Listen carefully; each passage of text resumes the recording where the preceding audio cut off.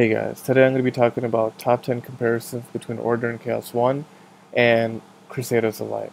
In Order and Chaos 1, the PvP system is it's not that diverse, it's not that competitive. People with the highest level gear and gems and that are pay to win, they tend to win matches than other players who are not. And those matches last about 30, maybe even 20 seconds if you're going up against a really strong team.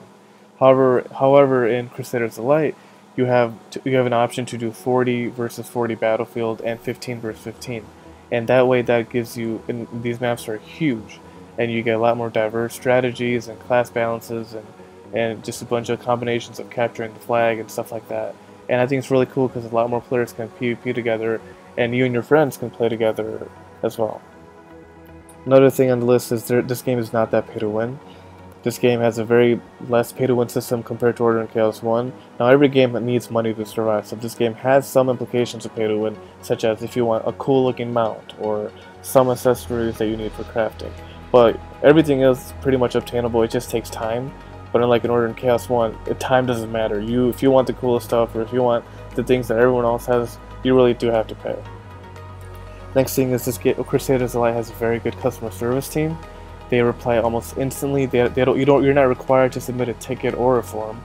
You can go in your settings application in Crusaders Elite, the settings icon, and you click customer care, and you can click contact us, and it'll open up a page, like a texting page between you and another person, another agent. Like, it's kind of like an iMessage thing, and that's really cool because Order and Chaos 1 customer service is terrible. They reply weeks later.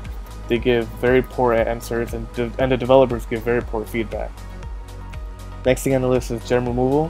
Like in Order and Chaos 1, if you have a gem like level 3 or level 4 and you want to exchange that out for a level 5, it's a very expensive process because you have to buy removal pliers, and that's a very expensive process if you're trying to remove a lot of gems.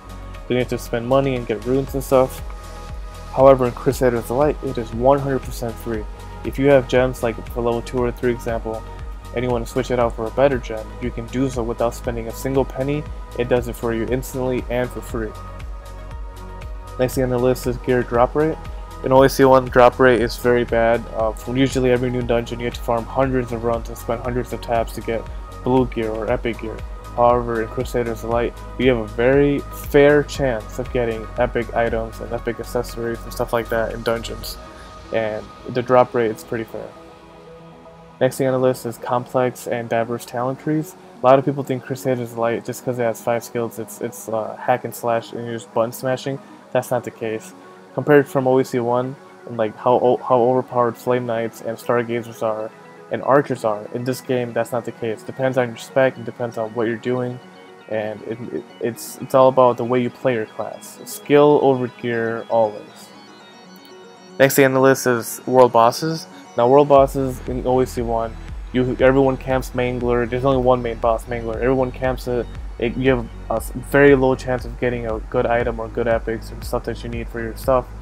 But in Crusaders Elite, there's so many diverse bosses. There's so many multiple challenging bosses that don't require just a big group of people. Like you need chemistry, you need plans, you need strategic skills, and you have to really go after these bosses. You can do one world boss a day, and each boss accumulates your stats permanently.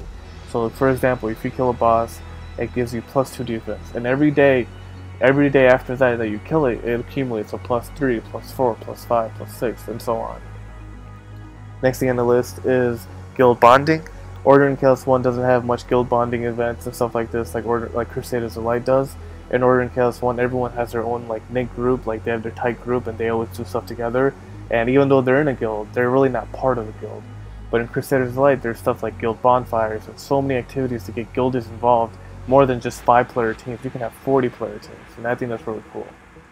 This game also has very fast loading screens. Crusaders Elite usually loads almost instantly.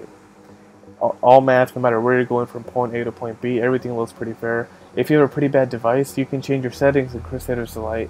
Like if you have an iPad generation, like iPad first generation or iPad mini first generation, you can set your settings to very low, and that way your gameplay is much more smoother and your device can handle it. Like in Order and Chaos 1, if you have a pretty bad device, then you're screwed because everything's going to be slow, it's going to be laggy, and you're going to crash a lot.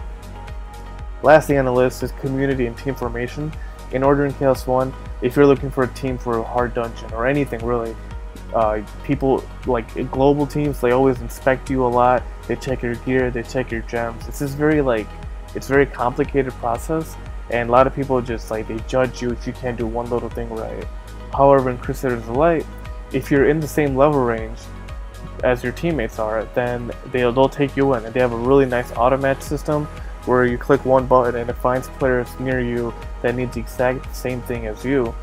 And it's people are very friendly, and people are very willing to help one another, and it's not like you have your one core group of people, but you can play with the whole community. And not to mention that this game already has millions of pre-registrations and millions of players already playing it right now. So I think that's a huge factor that plays along with this. So I hope you guys enjoy this video. If you guys want to play this game, because I know a lot of you keep commenting on my videos asking me like, Sasuke, how do I get this game? I can't find it on my app store. Right now this game is in beta, which means that it's not officially in every single country app store, or if you're on Android, it's not on it's not on the Google Play Store. This game is cross-platform, so you can play on your PC, Android, and iOS. However, it's not released on every single country. So if you want to play the game, the link in the description is a Google Plus community board that I created for the game. And if you scroll down through my post, you will see a post where I post a picture. If this is for iOS users only. If you're an iOS user, all you have to do is sign into my New Zealand Apple ID. I posted the information in that Google Plus board, so go ahead and join that if you want to download the game. It is 100% free to download, and you can just play it. So give this video a thumbs up if you guys like it. If you guys want me to make more videos like this, please leave a comment below, and I'll see you soon.